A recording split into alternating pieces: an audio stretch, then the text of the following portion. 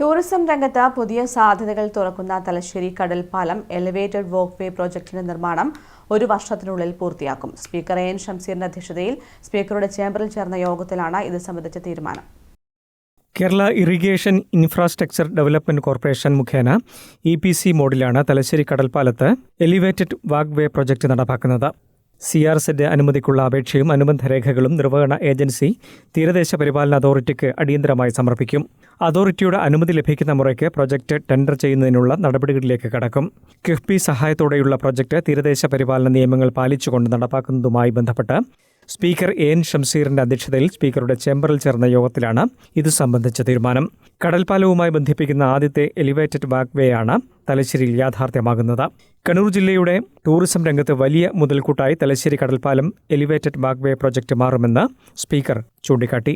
KIIFB senior general manager P. Shaila, general manager Ajith, തീരദേശ പരിപാലന authority director Sunil Pandi, Kerala irrigation infrastructure development corporation general manager Shobha, consultant Rajesh Rajasekharan തുടങ്ങിയവരും യോഗത്തിൽ പങ്കെടുത്തു. News bureau, Thalassery.